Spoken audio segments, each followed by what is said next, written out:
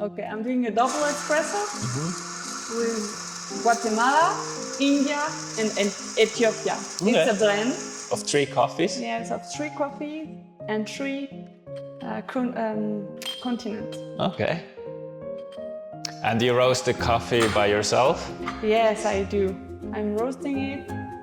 Currently, I bought a wood roaster that I am working with, but it's the installation of the roaster. I need to regularize everything. So currently, I'm renting some roaster by some friends in the region. Okay. So I'm happy to work with them. They are helping me. I can go with my green coffee, do my roast, and go back, and it's perfect. That's good. We are on the way to Lausanne, visiting Emile from Dame du Café. Welcome to the road to Geneva. Very good. Hi, Emile. How did you get into coffee, Emile? I draw down into fragrances and sensory analysis during an internship when I was in Robertet. I was working in an R&D and sensory lab, and it was really interesting. I was learning how to make some sensory analysis, and with this background, I was more curious about sensory tasting, experience through perfume and aroma. And then I went to Nespresso, and this is where it all started, because I used to work as a technician, green technician in a sensory lab. Okay. I used to do physical analysis, and then once you have a fit, or once you have a foot into coffee, you don't get out. Okay. And it's part of my life, and it starts like this, And today you're going to make Irish coffee for me? Yeah, we are going to use a triple distillate, specific from Irish. It's really important. And You think it's important to make Irish coffee with Irish whiskey? yeah, Okay. it's really important, because otherwise... It's not an Irish coffee? No, it's not an Irish coffee. At the World Championships we had to use Taiwanese. Yeah? Oh. Taiwanese, yeah, Taiwanese whiskey. Yeah, but... So I used the Jameson today, and I trained myself. As you can see, I haven't drank so much Irish coffee. And I will use 3 ml of Irish. And then I will use these specific things from a friend of mine who showed me how to make Irish coffee. And I am using a glass for Café Lutz, Yeah. of course, specific from Germany, Swiss German So part. almost a Swiss Irish coffee then. Exactly. And be careful. So I am starting with the Irish without any sugar to be able to make the layers. Okay. But of course, if you like to have a drink that is blended, it's better to mix everything all together. But for the show, I prefer to do like this. Okay. And you can have like a small surprise when you draw down your spoon into the coffee. So yes, all started with the sensory analysis. And then you felt like you wanted to have your own bicycle to make coffee, or how did you get into this bicycle journey here? Okay. It started I finished my role in 2014 at Nespresso, and it was that time where specialty coffee became more and more popular. And for me, roasting is part of my work, I was in food technology since 16. So, okay, like your whole life? Yeah, and I started as a chocolate maker in a big factory, so I'm not afraid of working with big machine. Okay. And the only part that was missing on my journey was at that time to know how to serve a real good coffee. So I started to learn how to make a cappuccino, filter coffee. I went to the US to learn how to roast with a specific machine, and also I did my first filter coffee in a specialty coffee shop. It was in Bozeman, Montana. You know, maybe it was amazing. And then I wanted to go back to the industry, but it was really hard for me to find a job. So I started to work as a barista. And then I wanted to bring something different into this world. And, you know, with the energy, the environment, and I was thinking of doing something really different with the bicycle, to be able to ride the bicycle and to go from point A to B without using a car or... Yeah. And it all started, and it was crazy because I met some people to help me. I was drawing something and say, okay, I take this bicycle, I put this and this and this, and somebody told me, yes, Emile, but you're in Switzerland. Everything is a bit more complicated. You have some law. Yeah. You cannot drive a bicycle like in India or in Philippines or elsewhere. If you were in Italy, maybe you will be able to go to the street and make your coffee, but here you cannot. Okay. And they helped me to come through this, and yeah. So you said this is a prototype? Yes, exactly. That works. Okay. So can you tell me a bit more about this? How you work with it? Okay. So I need to be really careful because of the weight. Everything is calculated. You have the water tank, you have the Brita filter, you have the fridge and the ice maker to do iced coffee in the summer.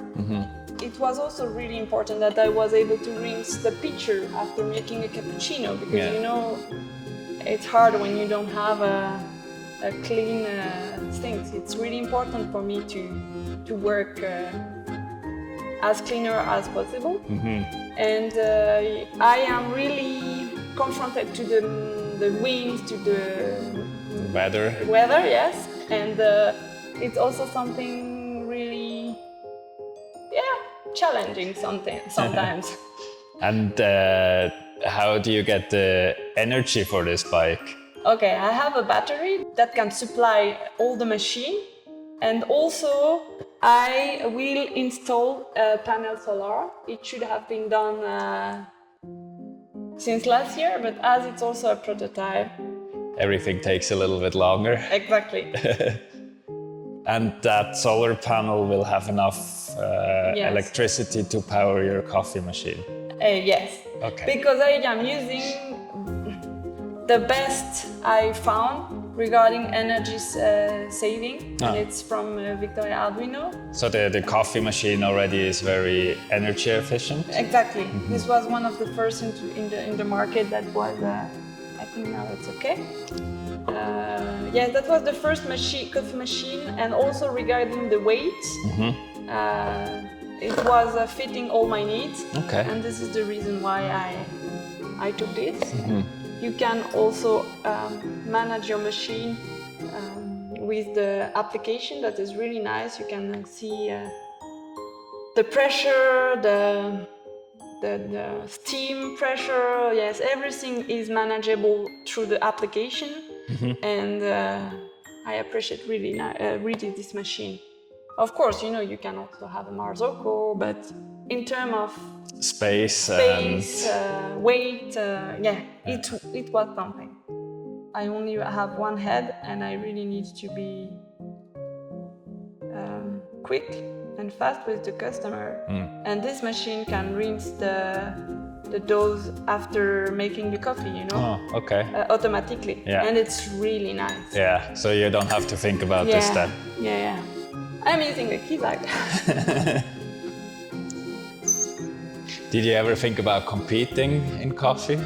Yes, but you need to have time, and currently it's the thing that is missing. Okay.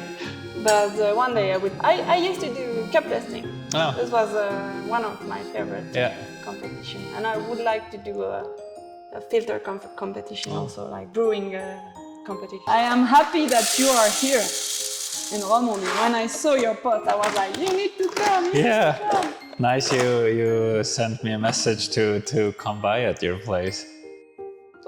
Perfect, thank you. Here you have. How do I drink this?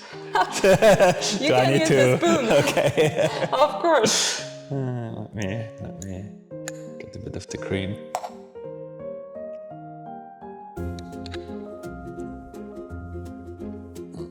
I'm sure my nose will have cream on it after. Funny. No, you did it perfectly. That's good. It's actually quite balanced. I like it. Thank you. Nice. And with the coffee, it fits very well. You have the acidity of the coffee coming through. Nice. Thank you so much. I am happy. It's my first real Irish coffee, and I'm serving it for you. That's good. Let me put that here. It's like crossing the Röstigraben Yeah. with an Irish coffee. That's perfect. I like this idea. Yeah, I think, with coffee, maybe there is not such a thing than a Röstigraben. I think everyone is kind of like in the same boat, right? Yes, of course. But you're right. No, you are right. And this is something that, and as Switzerland is really small, when you go to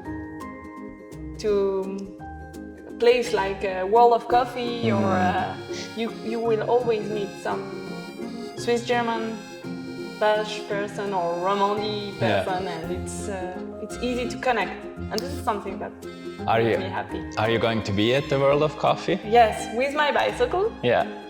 And a specific recipe that I am finishing. I made a secret roast that will bring something special into coffee. Oh. And you don't have that today to try? No, because as I am learning, it's a lesson and learn. I made the first big batch of this recipe, scale up, Yeah, and it didn't go well? No, I need to fine-tune some parameters, but it will be ready for the World of Coffee. I don't have any choice. Where do people find you at the World of Coffee? It will be near the Roast Village. I will have the booth 2291, and I think it's there are two roasting village, and I will be the one that is more wide from more far from the entry. Really straight ahead, and you will find me. Perfect. Nearby the roasting village. Easy. Cool. Yeah. Enjoy Lausanne. There are a lot of specialty coffee shops that you can visit, and there are women, men that bring a lot into coffee also. And Geneva is also a really nice place to visit.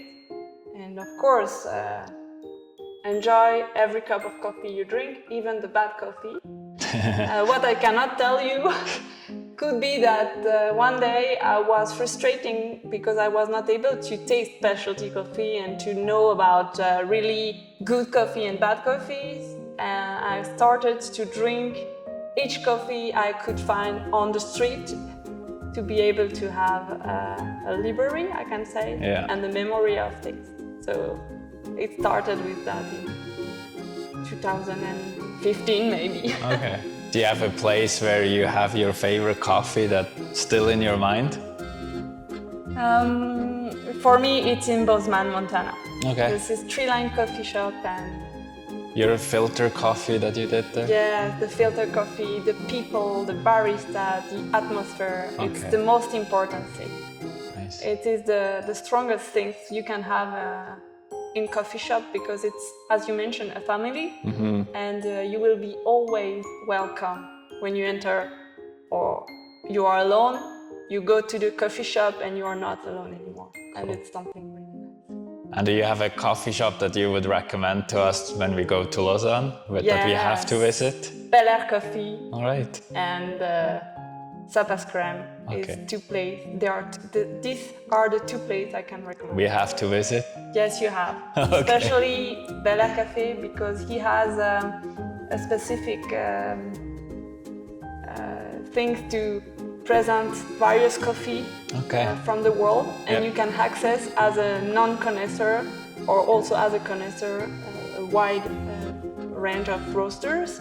And it's something that is really cool, of course, because when you go to your coffee shop, or to me, you will only have one or two variety. You will know your roaster. It's something really nice. But if you want to know more about the world of coffee, you have to go to Bel Air. Bel Air Cafe, and it's small and let's go there then. Yeah, I have one last question for you.